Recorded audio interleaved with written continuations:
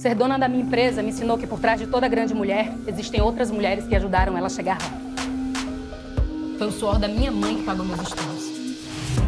E foi só com o apoio da minha irmã que eu consegui cuidar do meu negócio e dos meus filhos ao mesmo tempo.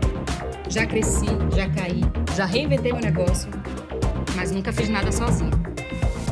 Por isso a gente tem uma regra. Quando uma mulher sobe, ela puxa as outras para cima. Sebrae, a força da empreendedora brasileira.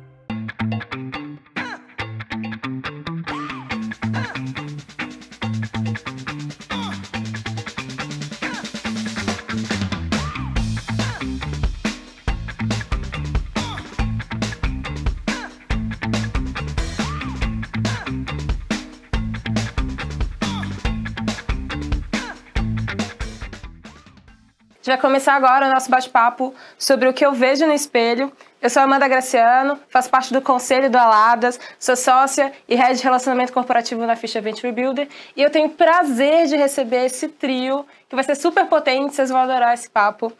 Eu recebo a Priscila Cicreira, que ela é head de operação do Brasil no Gympass, a Juliana Ferraz, que é sócia, diretora de negócios e RP da Hold Club, e a Renata Gomide, que é VP de Consumer do Grupo Boticário. E é com ela que eu vou começar aqui a primeira pergunta, que vai dar aqui a dimensão desse painel. Renata, as marcas de beleza têm um grande impacto na forma como as mulheres se veem, se percebem, se reconhecem, fisicamente também, né? Acho que esse tem um grande papel. E isso impacta muito nas construções dos padrões como um todo. Como que você entende que essa discussão tem evoluído ao longo dos anos? Porque eu percebo, nos últimos 5 pandemias, tudo mudou relativamente e bruscamente. E qual que é o papel das marcas na construção de uma sociedade que vai ser mais consciente, diversa e inclusiva? Muito bom, Amanda. Prazer estar aqui. Estou super feliz de estar falando sobre mulheres, né? Então, vou começar aqui pelo nosso desafio. Eu acho que a indústria da beleza, na realidade, tem um poder muito grande sobre a mulher, né? No final do dia, a gente está levando autoestima para as mulheres. Né? O ponto é que, ao longo do tempo, foi uma indústria que reforçou muito estereótipo. Né? Então, por um lado que eu falo que é o lado que eu chamo do lado sombra. Então, acho que, partindo disso, a gente tem uma responsabilidade enorme em fazer, em mudar essa rota, né? E traduzir dentro de uma beleza muito mais ampla. Então, acho que meu time e a gente vê as marcas aí fazendo essa revolução, né, puxando essa agenda, porque de fato a gente tem uma responsabilidade muito grande em todo esse processo. E isso vai desde do pensamento de como a gente desenvolve produto para atender toda uma sociedade, né, que é muito plural, até na forma de se comunicar com as pessoas. Então, é realmente uma mudança bastante estruturante que a gente vem fazendo ao longo dos anos. Boa. E juntando com isso, Ju, você lidera um movimento, um evento que chama Body Positive, que é impressionante. Conta pra gente um pouquinho de onde que veio essa ideia e o que tem acontecido, principalmente também para o nosso público que talvez não saiba o que é ainda o movimento. Conta um pouco pra gente. Também estou super feliz de estar aqui, junto com essas mulheres incríveis. O Body, na verdade, ele surgiu muito por conta das minhas dores, né? E eu costumo dizer que as minhas dores, elas são minhas e de milhões de outras mulheres. Quando a gente fala do movimento corpo positivo, a gente fala muito, né, quando você vai dar um Google, o que se parece é que a gente está falando de uma aceitação de corpos gordos. Eu costumo dizer que o corpo positivo ele não tem a ver com o tamanho dos nossos corpos. Ele tem a ver com a aceitação de simplesmente a gente ser como a gente é. Então, tem um trabalho muito grande de educação, de transformação, de entendimento e de aceitação. Porque na prática, quando a gente fala de teoria, vai tudo muito bem. Mas na prática isso não acontece. Vou contar um caso aqui envolvendo a Beleza na Web, que esteve comigo no camarote número 1, quando uma influenciadora gorda, a Letícia Muniz, viu uma profissional gorda igual a ela dentro do carnaval. Ela começou a chorar. Porque ela se viu naquele lugar, né? Então, eu acho que a gente tem o corpo livre, o corpo positivo e o Body, que é esse evento que foi criado muito para a gente desconstruir os padrões, ele tem uma importância imensa. Eu acredito muito que nos próximos anos, talvez não tão rápido, a gente não vai precisar mais falar disso, né? Mas até a gente chegar nesse lugar, a gente tem que combater, ensinar, educar e trocar para que a gente se sinta bem na própria pele. É isso. Priscila, quando você que lidera uma operação do Gympass, que automaticamente a gente pensa, putz, super ligado à academia, mas não só mais, como que você percebe, e aí essa pergunta para a Priscila, mas depois eu queria super ouvir a opinião de vocês, qual que é a relação da brasileira com o seu espelho? Bom, primeiro, um prazer, obrigada pelo convite, prazer enorme estar aqui com vocês. A sua pergunta é muito interessante, mas eu vou até juntar um pouco com o que a Ju comentou, né? Quando a gente fala de Gympass, todo mundo já pensa naquela pessoa malhada, e o Gympass nunca teve esse propósito.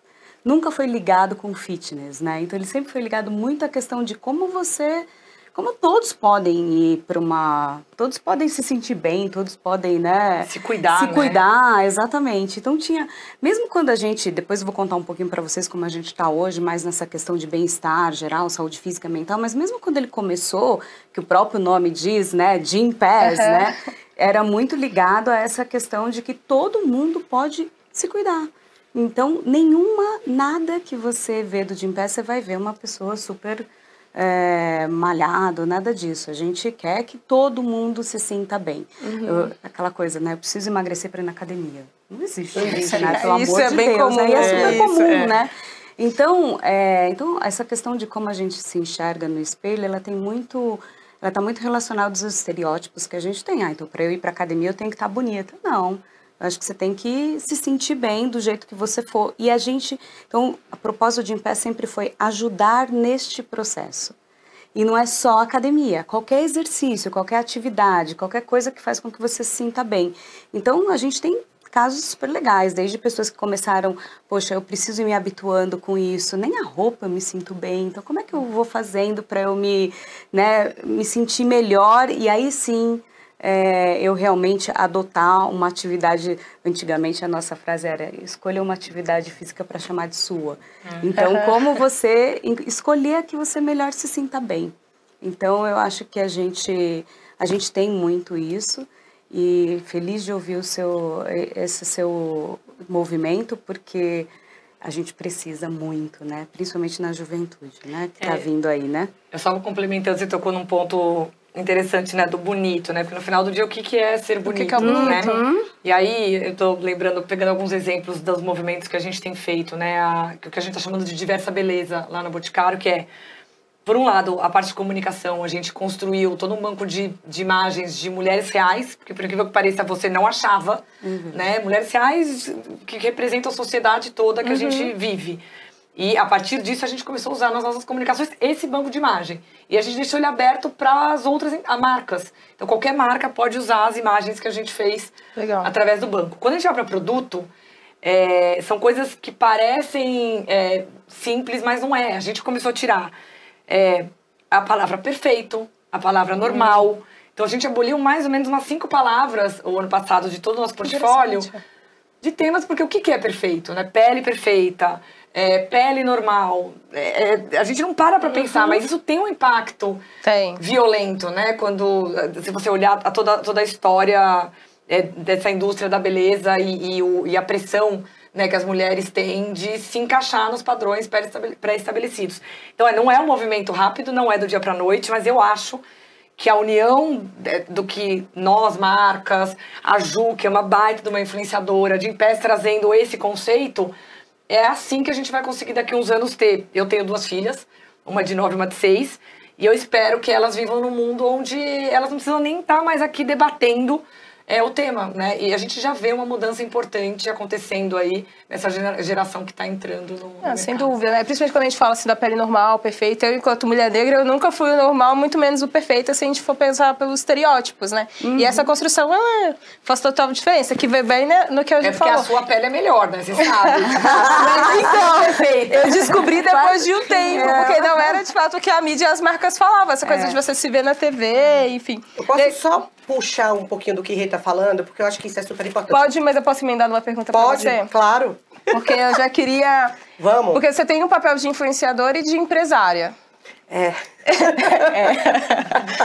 E aí eu queria aproveitar, junta com a resposta da Rê, mas eu também queria saber o que você acha, assim, as redes sociais são vilãs, elas são parceiras nessa aceitação da beleza, não? Queria explorar esse seu outro lado então, também. você leu meu pensamento, era isso que eu ia contar.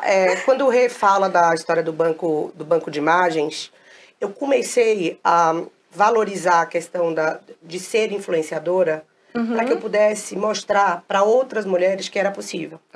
Quando eu nasci em Salvador, vocês estão vendo esse sotaque, obviamente. Maravilhoso, não tem como, né? E eu sempre fui uma mulher, uma criança, teoricamente, né, estereotipada como fora do padrão. Porque eu era uma menina gorda, gordinha. E eu não conseguia me identificar. Eu não tinha mulheres para que eu pudesse me inspirar. A única mulher que eu tinha como referência era a Preta Gil, que é uma grande amiga, uma pessoa que abriu muitas portas para mulheres gordas como eu, que teve muita coragem, muita coragem. Quando eu comecei a pensar que eu precisava me portar diferente nas redes sociais, principalmente olhando para moda, para lifestyle e para beleza, é porque eu pensava, imagina uma mulher gorda no interior da Amazônia, que não tem em quem se inspirar. Porque o que acontece, né? Você já é considerado fora do padrão. Então você se sente inferior, você se sente desprivilegiado, você aceita relações tóxicas porque você entende que você não tem um corpo perfeito. E tudo isso que eu tô contando aqui não é sobre o outro, é sobre mim. Eu passei por todo esse processo de autoaceitação e de empoderamento para que eu pudesse me libertar. Então, às vezes é muito cansativo fazer o papel de influenciadora. Então, por exemplo, a gente estava falando aqui no bastidor do Lollapalooza. Eu sou empresária, dona de 6 agências de eventos, mas, diante de tudo que eu tinha que entregar no Lollapalooza, né, das ativações de marcas dos meus clientes, eu tinha um stylist, um cabeleireiro, um maquiador, pensando na imagem que eu ia me comportar. Isso era para mim... Não, eu queria me sentir bem na minha própria pele, mas mais do que isso. Eu queria que as mulheres que têm um corpo igual ao meu pudessem se sentir inserido nessa comunicação. Então, eu acho que a internet ela é muito positiva e muito negativa ao mesmo tempo. O que a gente precisa ter, primeiro, é conhecimento, né? Até onde a internet pode influenciar. E entender também a quem seguir, como se inspirar, porque ela pode ser muito tóxica. Né? Não adianta eu querer olhar para uma mulher magra, alta, que tenha como profissão de modelo e querer ser essa mulher. Claro. Não é sobre isso. Então, a gente precisa ter consciência e cuidado, mas, por outro lado, eu acho que a internet ela ajuda, né, a gente a se aproximar, a gente mostrar que é possível. E eu acho que é isso que eu venho fazendo, né? Às vezes é muito doloroso para mim, não posso dizer que não hoje mesmo, né? Eu cansada, vai e volta, você tem que se esforçar para fazer essa entrega, mas eu também aprendi com muita dor e com muito sofrimento que já não é mais sobre mim, é sobre todas nós. Hoje eu ia tocar exatamente nesse ponto quando você fala que não é fácil mesmo, né? Mas acho que cada um tem a sua jornada. Agora, quando você pega o potencial que você tem de fazer essa mudança, você entende que você tem que fazer isso. Acho que imagino que você também deva passar, né? Eu tenho, sei lá, o Boticário tem 14 mil colaboradores, sendo que 60% são mulheres. Então, quando eu penso que, né, vamos falar aqui sobre gênero também, que é um super desafio, né? Quando a gente coloca, eu estava lendo uma pesquisa que 82% das mulheres querem um cargo maior, mas não se candidatam para ele. Então, assim, sabemos de todos os desafios da mulher no mercado de trabalho. Outra coisa que eu estava lendo recentemente, que só 3% dos homens, quando são entrevistados, se eles se acham bonitos, só 3% se acha feio. Então, olha a diferença da autoestima. Maravilhosa, né? Para a feminina. E aí é onde entra o que a Ju falou, que eu também tenho uma carga horária enorme, tenho 2 filhas, trabalho pra caramba. Mas quando eu entendo que eu tenho, de fato, que me manifestar no LinkedIn, me manifestar no Instagram, é porque o potencial que eu tenho de alcance... eu tenho certeza que tem um monte de mulher olhando pra mim lá dentro do Boticário e falando o que ela vai falar, como ela vai me ajudar. Então eu acho que é muito sobre a gente entender o potencial que a gente tem de fazer esse movimento. Né? Então vai muito além da gente se sentir bem, da gente se sentir valorizada E é muito mais sobre como que a gente pode... Aquela conquista de uma mulher dentro do Boticário é a minha conquista. Nossa, né? Então, acho que é esse o pensamento que a gente tem que ter. E tem uma coisa que eu aqui no meu cantinho às vezes sinto, eu imagino que com a Ju é maior, né? Porque a gente vem falando, não, Ju, sou sua fã. Então, imagina, esses dias eu tava no evento e uma das minhas falou assim, nossa, muito bom, continua escrevendo, porque você abriu um puta caminho para as mulheres no mercado de trabalho nessa área. Priscila, eu queria te perguntar, assim, até que ponto você acha que a questão de a gente se encarar no espelho é uma questão de saúde física e até que ponto a gente não tá falando de saúde mental? Bom, eu acho que a gente está falando muito mais de saúde mental do que saúde física. Né? Assim, a saúde física, ela é intrínseca, você tá bem, você, né, tem... Eu falo que a saúde física, ela tá ligado até aos exames que você faz no dia a dia para saber se você tá bem ou não tá, né? Agora, a questão da saúde mental, né, a Ju estava comentando aqui, para mim, ela é muito crítica, né? Quais são em várias coisas que vocês falaram, mas vamos supor, na questão das redes sociais, eu acho que a gente tem um trabalho muito grande ainda para quando a gente olha de saúde mental, para olhar para as pessoas, porque é uma questão de autoestima, né? É uma questão de, os homens têm autoestima. A gente já parece que nasce sem autoestima, né? Então, a gente tem que ir olhando. E aí, você olha no espelho, aí, qual é a sua referência? Eu acho que o grande desafio é esse. Qual é a sua referência? As referências são totalmente diferentes. Ou eu tenho que parecer fulano, ou eu tenho que estar muito magra, ou eu tenho que estar... Senão, eu não faço parte... E assim, eu tenho uma filha também de 12 anos e me preocupa muito, porque eu não vejo isso só em casa, eu vejo em casa, eu vejo na escola, eu vejo em outras escolas. Então, assim, é uma preocupação muito grande com a relação, né, do corpo, como que eu tô, o físico. E aí isso impacta diretamente a questão da saúde mental, né? Porque aí eu não faço parte, eu não sou... Começa a chegar a ponto de eu não sou inteligente. Uma coisa não tem nada a ver com a outra, mas não, eu não posso, eu não vou chegar lá, eu não sou bonita para estar lá, né? Então eu acho que quando a gente fala nessa questão de estereótipos, etc., a gente está falando muito mais de uma questão de saúde mental do que física, né? Então a gente, por exemplo, eu vejo lá no Gympass, a gente trabalha muito forte essa questão de como cuidar do integral, né? Não é uma coisa só do bonito ou do... Então, e assim, eu queria até corroborar com a fala que vocês disseram, né, da questão, a gente faz pelos outros também mesmo, né? Vejo no Gympass, ninguém tinha filhos, porque achava que nunca podia, quem tivesse filho não poderia subir de posição, e porque... Então, hoje, assim, quantas meninas não tiveram filhos e falaram, olha, tive porque eu conversei com você e vi que isso é possível, olha que coisa legal que a gente vem fazendo. Então, acho que esse tema da conscientização de que você tá bem, não significa você tá parecida com fulano de tal, ou você tá super magro, ou sair desses estereótipos, eu acho que, assim, é por aí que tem que começar, sabe? Posso puxar aqui um pouquinho? Pode. Essa coisa do espelho, essa pergunta toca aqui em mim bem profundamente, porque a gente cresce, né, com medo do espelho. Porque o espelho, de alguma forma, faz com que a gente se enxergue verdadeiramente. Ele revela, né? Ele revela quem você é. E eu, por muitos anos na minha vida, entrava nos provadores das lojas e no próprio espelho da minha casa e eu virava de costas. Olha que difícil eu verbalizar isso, mas isso é uma verdade. Porque eu tinha medo de me ver, eu tinha medo de me enxergar e de me aceitar. Porque a minha preocupação não era como é que eu ia me encarar. A minha preocupação é o que os outros iam pensar a respeito de mim. Então, essa coisa de a gente falar do espelho, né? De novo, acho que a gente tem aí um papel de educação, marcas, né, empresas, influenciadores, empresários, mulheres, homens. Influenciadores, né, Ju? Influenciadores, muito forte. Né? A gente tem que fazer as pazes com o espelho. A beleza tá em a gente ser quem a gente é. Né? Então, é difícil, né? A gente cresce com muito medo de enfrentar isso, porque tem toda a história do machismo, tem toda a história, né, de que você tem que ser isso, você tem que ser aquilo. Eu acho que agora as coisas já estão um pouco mais leves. Né? Quando vocês falam das filhas de vocês de 6, de 12 anos, eu tenho uma filhada de 5 anos que é completamente alucinada por magreza. E isso é assustador.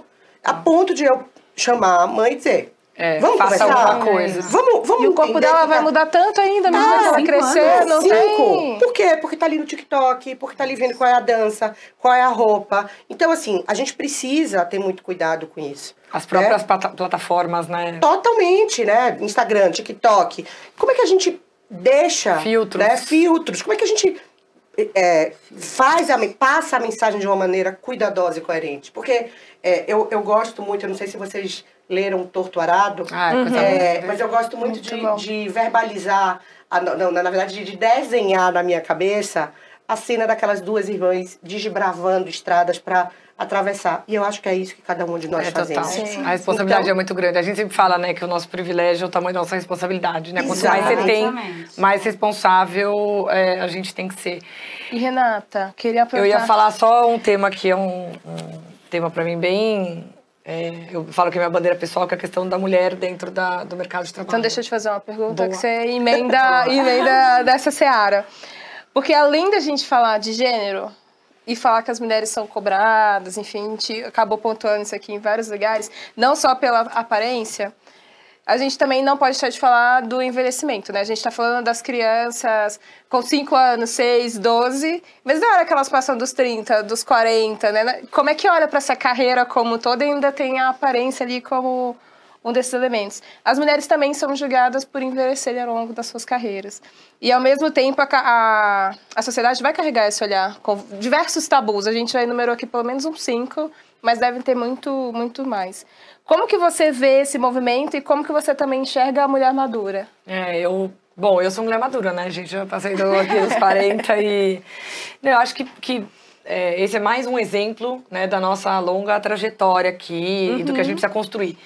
Da perspectiva de marca, o que a gente tem feito, de novo, dentro desse olhar da nossa responsabilidade, é que tinha, inclusive, um desafio aqui que lá atrás, nem saber conversar com essa mulher a gente sabia. Então, a propaganda era uma só para todo mundo. Mas você não fala com uma mulher de 25 da mesma forma que você fala com uma mulher de 50. Então, o que a gente tem feito cada vez mais é aprofundando o conhecimento de qual é a conversa que essa mulher de 50 quer ter comigo, quando eu falo de cabelo. Qual é a conversa que essa mulher quer ter de skincare com 50 anos? Né? E aí, a partir disso, a gente criar tanto o nosso portfólio de produto quanto a nossa comunicação. E aí, para isso, eu preciso ter na mesa essas mulheres me ajudando a construir. Então, acho que existe uma lógica diferente de construção de marca. É muito menos sobre o que a gente acha e muito mais sobre o que os nossos consumidores acham. E foi muito interessante, porque, obviamente, eu estou muito mais ligada ao tema, porque eu estou já chegando nessa discussão. Mas, assim, a gente fez uma mesa redonda para entender produto e você sai de lá falando, nossa, quanta coisa a gente precisa evoluir na forma de falar com essa mulher que chegou aos 50. By the way, super bem, né? Sim. Super feliz, realizada. Sim. Contrariando todas as estatísticas até então, ela já sabe o que ela quer, o que ela não quer. Sim. Extremamente segura, bem financeiramente, né? Então ainda tem mais potencial de ser uma consumidora, uma shopper da nossa marca. E a gente olhava e empurrava o produto de qualquer forma. Então, acho que tem um olhar de marca de ser muito mais real, trazendo essas mulheres para essa construção. Então, essa é a visão. E, por um outro lado, né, falo por mim, assim, eu me vejo muito melhor do que eu me via com 30 anos, mas, assim, disparadamente. Né? Então, hoje, eu já consigo ter muita clareza e sem receio nenhum de falar vou, não vou, quero ou não quero. E isso é libertador. É libertador, né? Eu tive sempre uma mãe, assim, uma relação muito boa com a minha mãe, mas eu me lembro que a minha filha tinha 1 ano de idade que eu era muito julgada. Você trabalha muito, coitada da sua filha, e é isso, e aquilo. E aquilo me fazia muito mal. Até o momento que eu entendi, não, essa é a escolha que eu fiz de trabalhar no mundo corporativo desta forma. O meu casamento é um casamento diferente do casamento que ela teve com meu pai. E eu entendi que aquilo eu tinha que colocar um ponto e falar, mãe, é dessa forma. E tá tudo bem, né? E tá tudo ótimo, só que isso veio com maturidade. Né? Eu não conseguia, há 10, 15 anos atrás, ter esse tipo de diálogo. Então, eu tô adorando, assim. Eu acho que só vai melhorar. E aí, tem também uma coisa que a gente tem que cuidar sobre... não é que a gente quer a nossa melhor versão. Não é que você precisa ser, você se aceita do jeito que você é. Não. eu sou super vaidosa, eu vou fazer as coisas que me deixam feliz, eu corro maratona porque eu gosto, me realizo, mas eu sei que também é bom pra mim. Então a gente tem que buscar a nossa melhor versão, seja ela qual for, né? Então é menos sobre se comparar, mas é mais sobre você estar bem com você mesma. Porque às vezes tem esse negócio de, mas... Então se aceite do jeito que você... Não é assim. Mas não é assim. difícil, né? Você não vai... é É muito mais sobre você não ter o comparativo e você buscar as suas verdades, as suas ferramentas. Eu acho que é muito sobre isso, né? Sei desenvolver essas cuidado, ferramentas. né? Faz sentido, Ju, isso? Total. É engraçado vocês estarem falando que o meu, vamos dizer assim, a minha libertação, eu também tenho uma mãe que é uma mãe maravilhosa, mas bem parecida com a sua. Inclusive, a gente pode marcar. Fazer um café, com elas, entre elas. Isso, eu vivi isso também, mas como eu tinha uma questão muito grave, né, da angústia, da cobrança de ter um corpo perfeito, a minha saúde mental, ela foi sendo prejudicada, né? Porque você imagina que eu tinha uma cobrança externa, né, da sociedade, me sentia insegura, com menos autoestima, e comecei a ter crise de pânico, depressão. Meu pai morreu quando eu tinha 15 anos e junto com a perda de meu pai, a instabilidade financeira, comecei a engordar. E a verdade eu virei prisioneira de mim mesma. Total. Por quê?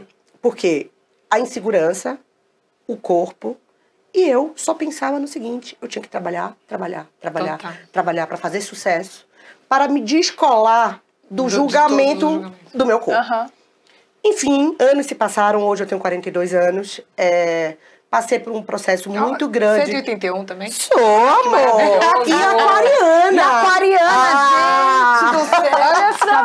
Vocês estão vendo, né? Vocês estão vendo, aquário. Mas a verdade é que, assim, quando eu entendi que eu precisava primeiro cuidar da minha saúde mental para ser quem eu quisesse ser, né? Demorou muito. Foi libertador, tanto quanto você. E uma coisa que você falou, Rê, que pegou muito em mim, né? Hoje eu estou gorda. Se daqui a 6 meses eu quiser emagrecer, e na verdade eu acho que é muito importante eu dizer isso, porque as pessoas às vezes falam assim, você tá fazendo apologia à gordura. Nossa, eu não tô fazendo nada disso. Eu só quero que as pessoas se sintam bem, do jeito que elas podem ser. Então, se eu quiser emagrecer daqui a 6 meses... Você vai emagrecer daqui a 6 meses. E tá tudo bem. Né? Agora, o que eu acho que é importante é a gente saber quem a gente é, os nossos valores, as nossas vontades, e isso é fundamental para que a gente consiga seguir em frente. Você vai saber disso muito mais do que eu, porque essa história você deve ver isso o tempo inteiro no Gym Pass, nessas transformações. Ju, e antes porque eu tenho uma curiosidade sobre o Gym Pass, porque mudou muito, mas quando você foi criar o movimento do Body Positive, você pesquisou muitos dados, assim, da relação da mulher com o corpo. Eu acho que para além da gente falar, porque a experiência da Amanda, da Priscila, da Renata, da Ju é assim, mas tem dados, não é que a gente tá partindo aqui só das nossas vivências. Que números foram esses que você encontrou? Vamos lá. Eu acho que eu sou uma voz ativa do movimento. Eu não fui a criadora do movimento. Quem criou o movimento, na verdade, acreditem se quiser, em 1970 esse movimento começou nos Estados Unidos por mulheres poucas mulheres que não se sentiam valorizadas por ser mulheres gordas. Então, esse movimento ele existe há muito tempo, só que ele não tinha força.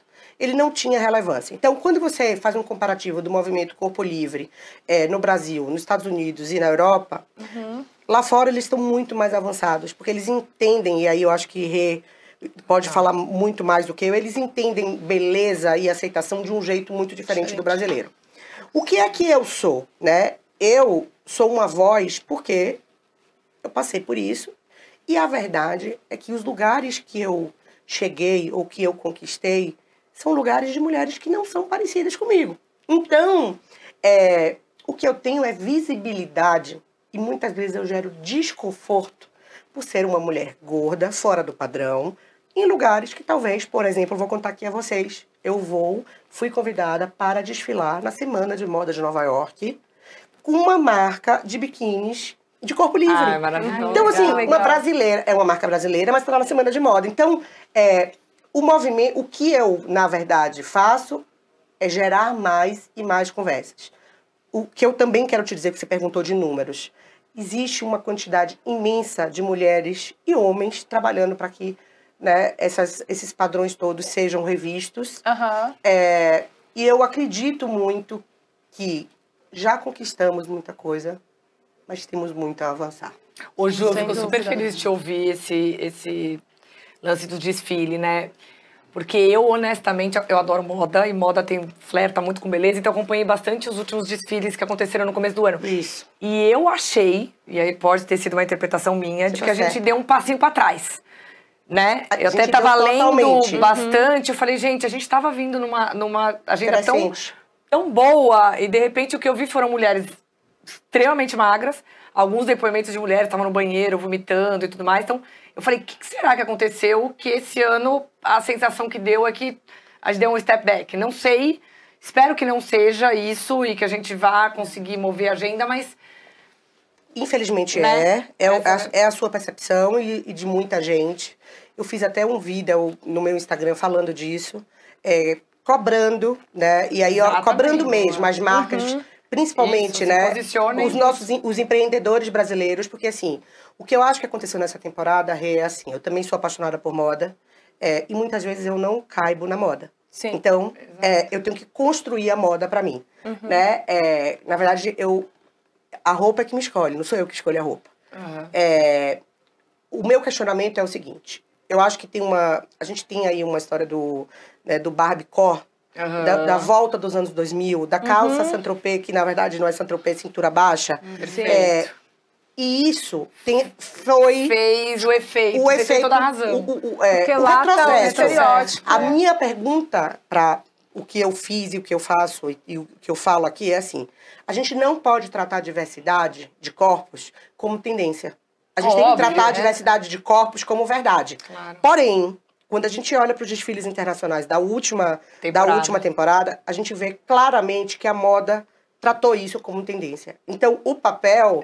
a gente pressionar, voltar a pressionar, pra dizer, gente, né? é isso. Então, tem que ter mais influenciadora gorda, tem que ter gente realmente, né, muito diversa para que fale, opa, foi um erro. Total, vamos voltar para a ativa, entendeu? E é importante essa sua fala, Ju, porque não só no mundo da moda, que é outro também que eu amo e bebo bastante, assim, e tem um pouco disso, né, das coisas a te escolherem, mas no restante do mercado como um todo, também diversidade e inclusão foi tratado um pouco como tendência, né? A gente vê um pouco até pelas demissões, pelas posições, cargos de liderança, mulheres, etc. A gente teve um retrocesso em diversos aspectos, principalmente quando a gente fala um pouco dessa agenda. O que, para mim, remete que ajudar e contribuir para que essas pessoas também se fortaleçam mentalmente e tenham essa mesma disposição, igual a gente disse aqui, de se esforçar, e não só o esforço pelo esforço, mas de se posicionar e ser um corpo, uma voz ativa onde está, isso é uma das coisas muito importantes, né? A gente vai falando, se deixar, a gente fala. Vocês, eu falo depois, mas já eu falei queria, muito. nesse inteirinho, assim, só pra gente terminar de explorar a saúde mental e ir para esses outros pontos, é que o Gympass, especificamente, mudou muito durante a pandemia, impulsionado ou não por isso, depois queria saber um pouco de você, mas vocês implementaram ali também serviços ligados à saúde mental. Queria explorar, assim, o que é que vocês foram percebendo, o que você pode contar um pouco sobre esse mercado? Não, a gente, no final, foi pressionado bastante pela... Já tinha isso no plano, tudo, era um planejamento do Gympass, mas a pandemia antecipou todo o planejamento que existia, né? Então, a gente deixou ali, a gente trouxe para dentro da nossa plataforma muitas soluções que não são relacionadas só à atividade física. Porque a atividade física tem um pouco dessa coisa do corpo, etc. Então, a gente só não mudou o nome do Gympass porque não dá para mudar o nome, né? A marca. Sim, claro. Muito tempo, né, trabalhando para isso. Mas hoje o Gympass é uma plataforma de bem-estar. E é tão legal ouvir vocês falarem de tendência, porque a gente também batalha muito com isso. Porque no final, a pandemia trouxe para as empresas um olhar para a saúde, um olhar para o bem-estar, etc. E o quanto que isso é verdade, o quanto isso foi moda. Foi tendência, foi ali só aquele momento da pandemia, e agora já tá... Então agora isso aqui já não é mais importante, né? Então, e aí isso é legal, porque hoje a gente tá... Hoje, gente, é uma solução, é uma plataforma de bem-estar. Eu falo que eu quero ser a plataforma de bem-estar das empresas. Hoje a gente já está lá no Boticário, que não é um benefício de atividade física. Não, o que a gente quer é ser qual é o programa de bem-estar do Boticário, de todas as outras empresas? Eu sou só a ferramenta para fazer isso acontecer e medir. Porque no final do dia, o que vale é o quanto que isso realmente está impactando as pessoas para sair desse mundo da moda, da tendência. Eu coloquei lá, mas assim, tá lá, algumas pessoas usam, outras não. Então, como que eu entro de verdade, dentro das empresas? A gente lançou uma pesquisa esse ano que a gente está chamando de Panorama do Bem-Estar. E hoje as pessoas consideram, 83% das pessoas hoje, das 9 mil que a gente entrevistou, nos 9 países que a gente realizou a pesquisa, que o bem-estar é tão importante quanto o salário dele, quanto que ele está... E aí, então, como que a gente faz essa conscientização para as empresas, né? Como a gente faz... E esse é um movimento, que é o que a gente está falando aqui de moda, de saúde mental, tudo isso é um movimento onde a gente está... Por quê? Para todo mundo continuar com essa voz e, de uma certa forma, mostrando para a empresa que é importante, que não é uma coisa só um momento ali pra gente, como é que fala? Pra dizer que eu tô dando um check nesse item, né? Mas o que realmente eu tô fazendo pra impactar. Então, hoje a gente tá muito mais do que só atividade física, hoje tem nutrição, tem meditação, tem tudo isso. E a gente lançou esse ano um módulo específico de saúde mental corporativo. Que legal. Porque o mais interessante não é... eu sei que quando eu não estou bem, eu vou lá e faço uma terapia, alguma coisa assim. Mas e as pessoas que não sabem? Então, a gente está trabalhando muito forte nessa conscientização das pessoas que, olha só, talvez se você entrou no seu mundinho ali, que na terapia muita gente já fez isso, se enfiou no trabalho, a terapia na pandemia. Então, como que você faz para você, olha, isso aqui é um risco. E esse risco... a conta vai chegar para todos nós, sem dúvida. Não é só para a empresa, é para todos nós como sociedade. O próprio burnout, ele já é entendido como uma doença do meio. Ela não é uma doença específica do indivíduo, né? O meio tem total influência sobre como que aquela pessoa se sente e o que acontece com ela. Você imagina isso, você imagina na empresa, meta, você tem que estar bem apresentável. Eu falo, gente, mulher já sai perdendo de manhã, né? Porque você tem que se maquiar, se arrumar, eu já perco a minha vantagem competitiva, já é mais difícil de manhã, né? Então, já gastou bastante da sua energia olhando pra uma coisa. É isso, Mas sobre isso, assim, eu tenho uma visão que às vezes é até meio polêmica sobre esse tema. E pegando um pouco o que você falou da questão da diversidade nas empresas e tal. Acho que o ponto aqui é muito estruturante. Então, não adianta você, vou dar um exemplo aqui, você ser super forte na hora na sua área de contratação, se você depois não tem um desenvolvimento. Como é que você vai apoiar essas pessoas ao longo da jornada dela? Da mesma forma que eu acho que não adianta colocar um monte de mulher na mesa discutindo como é que a gente faz para as mulheres crescerem sem um homem na mesa. Total.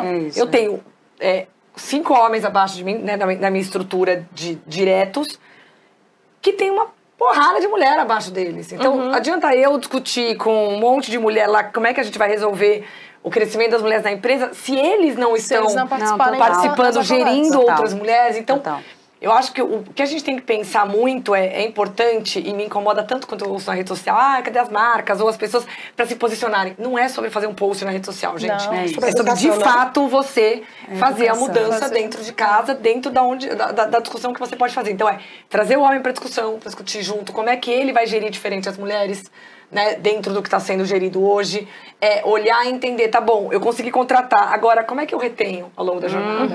Essa discussão que a gente está tendo, contratar todo mundo contrata. E como que eu trabalho os meus vieses ao longo do processo, porque eles também foram ensinados de que gênero tem uma interferência ali. Você sabe, Rê, que eu tenho uma coisa pessoal nesse sentido. Bom, sempre trabalhei minha vida toda em vendas, né? Então eu falo o seguinte, que que a gente precisa ensinar as mulheres a negociar. Porque o nosso desafio é na negociação. Você não negocia seu salário, você não negocia sua posição, você não negocia... porque a gente acha que, puxa, que legal. Eu já passei por isso vindo do mundo de tecnologia, né, gente? Então, vocês podem imaginar, né? Então, assim, empresas super tradicionais, assim. Então, o que eu imagino, assim? Então, o que eu vejo hoje? Eu acho que a gente precisa ajudar a reter tudo isso. Eu tenho 2 bandeiras. A primeira é mulheres na liderança, porque eu acho que embaixo, eu olho para o Gympass no Boticário, deve ser muito parecido, um montão de mulheres, mas quantas estão na liderança? O que mais me chamou a atenção esses dias, fui num cliente, rede de hospitais, enfermeiros, quadro só quase feminino, mas a liderança Só masculina. masculina. A gente então, mudou assim, bastante isso é e muito de forma importante. consciente. Eu fiz isso, intencional. assim, é intencional, vai ter, eu abri a primeira vaga afirmativa no Gympass e assim, sofri com todos os temas, porque o tempo, darará, não tem problema, gente, tem que ser, não tem negociação aqui. E a gente ensinar as mulheres a negociar. Até hoje eu vejo ainda as meninas ali sofrendo com muito mais trabalho do que os homens, não sei o quê, e não abre a boca, não falam. Medo, né? E assim, e a minha...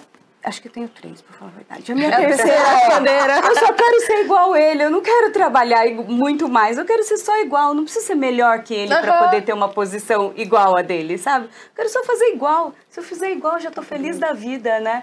Então, eu acho que isso é muito importante mesmo. A gente está num processo porque... Eu acho que a gente deu uns passinhos para trás. A gente está caminhando para o final desse papo e eu poderia passar o resto, muitas horas aqui falando desse assunto. Eu queria ouvir uma palavra final de cada uma de vocês. A gente falou muito sobre o que as próximas gerações, o que aconteceu, como que a gente evoluiu. Mas se vocês pudessem deixar um recado para as mulheres que estão ouvindo a gente, principalmente elas, mas eles também, assim, eles que estão ouvindo a gente, o que vocês falariam? Tipo, deu tempo de pensar, eu continuo falando aqui a pergunta para vocês pensarem um pouco mais. Mas qual que seria a dica? Ou o que vocês falariam para essas pessoas? Porque a gente está falando do olhar no espelho, como a Ju mesmo falou, isso nem sempre é a parte mais fácil. Eu imagino que também não seja para as pessoas que estão vendo e ouvindo a gente. O que vocês diriam? Assim, eu vou falar o que eu falo para as minhas filhas, que na verdade não tem a ver só com a questão do espelho, não tem a ver com a questão só do que a gente falou de gênero, assim, mas eu sempre gosto de trazer a responsabilidade para você, assim. Eu acho que muito do que você... Então, o que eu falo para ela, assim, não terceirize as suas vontades, os seus desejos, a sua carreira, o seu estudo. Essa responsabilidade é sua. E aí você tem que ter persistência, você tem que ter coragem para poder seguir e alcançar o que você deseja. Então, eu gosto sempre de garantir que elas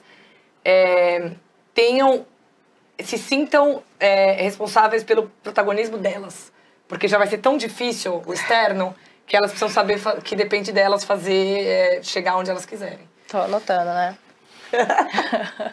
Eu acho que assim, primeiro, acho que sim, as mulheres têm que começar a se questionar e falar, poxa vida, quanto que eu tô realmente, de uma certa forma, essa questão de como que eu tô me posicionando, né? Como que eu tô... eu falo muito essa questão eu chamo isso da sua própria negociação, de negociar, né, e de buscar o que você realmente quer e acredita. E eu acho que isso, né, e você ter... Eu acho que a gente está num momento muito bom, sabe, para as mulheres, assim, no sentido de...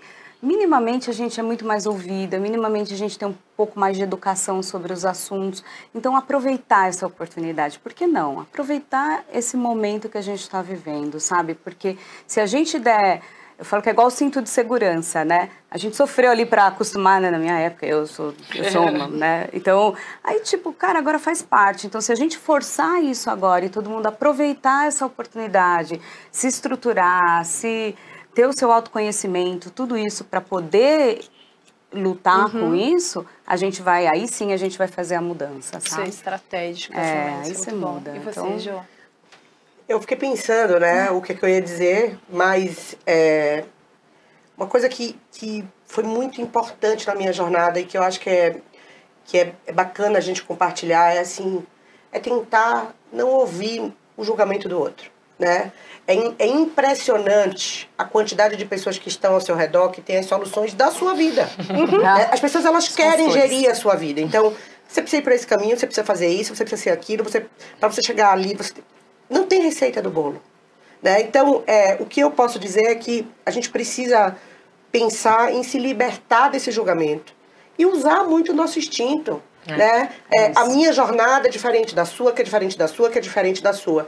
A gente precisa realmente não terceirizar, né, os nossos desejos, a gente precisa saber exatamente o que é que a gente quer, usar o nosso instinto e tentar ser o menos flexível possível no que o outro está dizendo sobre você. Né? Isso me atrapalhou muito. Talvez se eu tivesse ouvido menos e tido mais segurança no meu instinto e no que eu queria, tivesse sido mais fácil. Então, é essa a mensagem que eu quero deixar, porque é importante a gente entender que a força está aqui dentro. Está aqui dentro, né? Gente, muito, muito obrigada pelo papo. Eu acho que o que eu falaria é: use a sua voz para contar a sua história. Porque muitas de nós não contamos nossas histórias, né?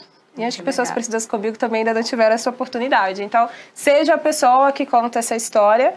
E eu queria convidar vocês para já assistir a próxima palestra, agradecer imensamente vocês terem topado esse papo comigo. E a próxima palestra se chama Se a Sexualidade Fosse um Idioma, Você Seria Fluente? Assiste lá. Tchau, tchau. Tchau, tchau. Obrigada. Tchau, obrigada.